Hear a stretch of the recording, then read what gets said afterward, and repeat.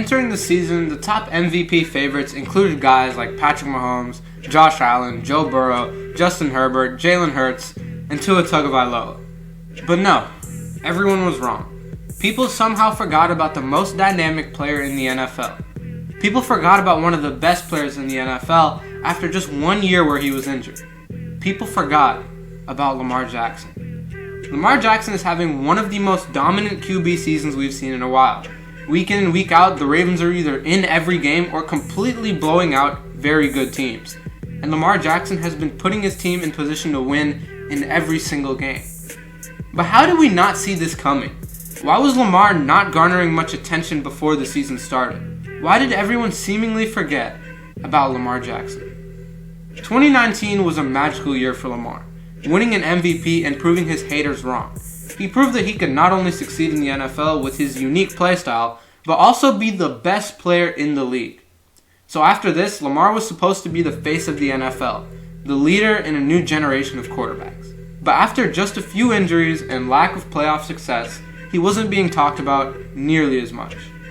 Instead of Lamar being the face of the new generation, talk shifted to guys like Josh Allen, Justin Herbert, Joe Burrow, and of course Patrick Mahomes. Burrow and Mahomes were having a lot of success, especially in the playoffs, and Allen and Herbert were showing the world how talented they were.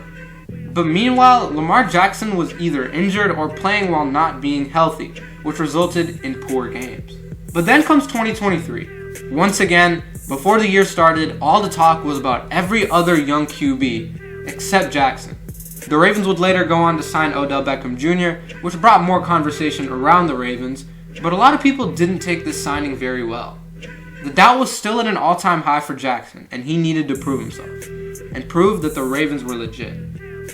Fast forward just about 4 months later, and Lamar Jackson, in the blink of an eye, is back on top of the league. It's not Patrick Mahomes, it's not Josh Allen, it's not Joe Burrow, it's not Justin Herbert, but it's Lamar Jackson who's once again the best player in the NFL. Of course, it's impossible to ignore that Lamar is in the perfect situation to succeed. He has stars around him on offense, a great defense, and the perfect head coach. But the year Lamar Jackson is having is still on another level. And while it seems like Lamar has locked up this MVP award for the second time, he needs to do more. He's done this before anyway. But one thing he hasn't done before is take his team to the Super Bowl, which I think he has a good chance of doing this year. Of course, you can't count out some of the other great teams in the AFC, but the Ravens are definitely the team to beat in the AFC. And that starts with the quarterback.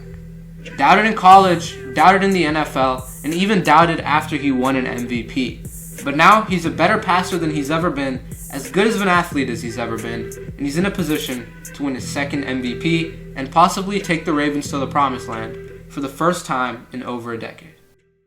Jackson's a project. He's not Sam Darnold. He's not Josh Rosen. You watched them last night. He's not even close. Who will make the bigger MVP statement Sunday, Watson or Lamar? And I'm sure we're all in agreement it's going to be Deshaun Watson. If this is how you want to play football, and you want to take your quarterback and turn him into a running back who also happens to pass every now and then that's great. You can't sustain it. In terms of you being the best quarterback in football, that answer is hell no, he is not. Not bad for a running back. Know yourself, know your worth. My actions being louder than my words. How you sold, I've been still sold down to earth. Won't do it, we could